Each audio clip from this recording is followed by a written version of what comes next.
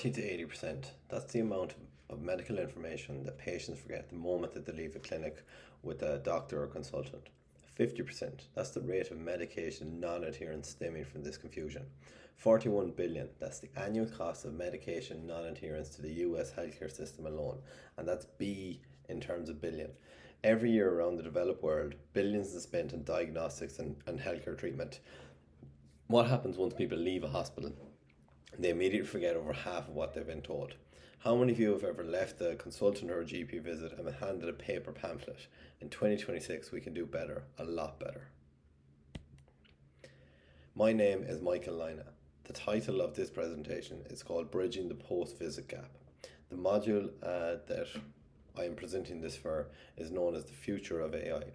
And if we think about the title of this module, and the future of AI, healthcare, and patient engagement will soon be revolutionised. Today I'm going to look at a recent web app that is proposing a radically different idea for healthcare, one that doesn't stop the moment you leave a doctor's clinic. The democratization of development.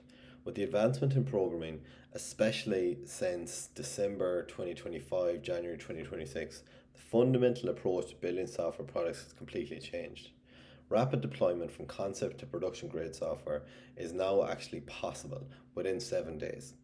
Builders were once software engineers with deep domain knowledge in that field. Now this is changing to be builders are becoming experts in a specific domain where they are using AI to take their understanding of problem and solution and guide AI to build exact solutions that they need. In the past, there was huge amount of frictions around this. We had business analysts and product owners trying to take business requirements and transfer it to software engineers. Now it's much less frictionless. Basically, what we have now is where people who understand a problem deeply can give prompts to AI, and the AI handles the syntax, the architecture, and the execution. So the case study we're going to discuss here is postvisit.ai. And typically, patients leave a doctor's or a GP's office every day without understanding their diagnosis. Postvisit.ai is a web application that turns the visit transcripts and medical records into ongoing personalized health guidance. The platform was not built by a Silicon Valley engineer team with a $10 million seed round. It was built in 7 days by Mikhail Nidotsko, a practicing cardiologist in Europe, while he was working full time. He coded it up between the cath lab shifts in airport lounges and on a flight from Brussels to San Francisco. And he placed third out of 13,000 applicants at a hackathon known as the Cloud Code Hackathon recently run by Anthropic, which is one of the frontier labs. This is a vibe coding revolution.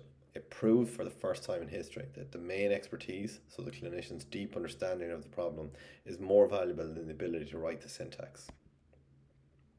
The real innovation here and the breakthrough feature was the reverse AI scribe. So traditionally, AI scribes work for the doctor to reduce paperwork. This scribe works for the patient. It takes a complex clinical record and translates it back into language that the patient can actually use. The platform provides conversational access into a patient to a full medical history, integrates with connected wearable devices, and uses real-time tools like RxNorm and DailyMed to check for drug interactions and safety labels. So how does this work? Well, under the hood, the engine behind this is Claude Opus 4.6. And why does that matter? Because of the 1 million token context window. So 2023 era and even early 2024 AI models couldn't hold a patient's entire history in memory. Opus 4.6 can. Let's talk about that for a second. It uses an 8-layer context assembly. So it loads up the transcript of the consultation, the SOAP notes, which are basically the medical notes. It loads in vitals, medications, and full text clinical guidelines into active memory. And active memory is what a model can use to get information quite quickly. So when a patient asks, am I more tired because of this new pill? The model doesn't give a generic answer. It cross-references the exact timeline of a prescription against maybe wearable activity data and clinical notes to provide a personalized grounded reasoning. Basically, it's given real-time information on real-time data. Now, the system architecture for this app in particular, it basically works by using a series of different agents, and this is becoming more widespread, especially in these agentic workflows that we're seeing more and more pop up in software engineering. So in this case, we have a transcriber agent for high accuracy audio conversion. We have a medical record agent which extracts medical data properly. And most importantly, in this case, we have a safety and fact checking agent. Now, this safety layer uses something that's known as plan, execute, verify pipeline. So if we think about it, we want to make a plan, execute that, and verify that the output is correct. And if we think about this case, it can reason through a patient's context before classifying urgency, ensuring that if a patient reports chest pain, the system detects the escalation and redirects them to emergency services immediately. Now, let's clinically evaluate and critically evaluate something like this. Is it safe for clinical use? Well, a 2024 study in Nature Medicine says yes. In a randomized controlled trial, cardiologists who were supported by a large language model saw clinically significant errors drop, yes, I mean drop, from 24% to 13%. Their decisions were rated better or equal to human-only decisions in 67% of cases. So basically we got less errors and more than half the time their decisions were better than their human companions. The models we have today are already meaningfully better than the ones used in that trial. The other thing to think about here is critical evaluation. Critical evaluation from a few different factors. One is clinical safety. Now, we cannot eliminate hallucinations altogether from models, but what we can do, and what this app did, is we can put guardrails in place that protect against these type of hallucinations. So postvisit.ai uses extended thinking budgets to validate responses against evidence. Privacy as well is something that's important, and again, it's built into this application by using role-based access controls, making the medical data HIPAA compliant. Equity as well is another factor here, and something we have to keep in mind. So what we cannot allow AI to do is to widen the digital divide. We must design for those with low digital literacy to ensure that this 41 billion solution in the States alone reaches the people who need it most. So the future directions, where is this technology going? Well, one smart bet would be that we move from a reactive to a proactive model. So what does this mean?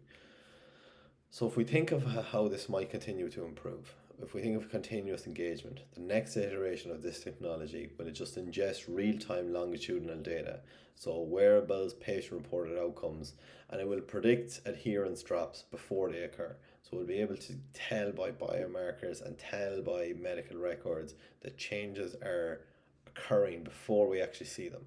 Now imagine having this knowledge, imagine being able to tell when a person is at higher risk of a heart attack based on over the past year, and taking their role in data and being able to send a message to them about it to act in time. This is revolutionary in healthcare.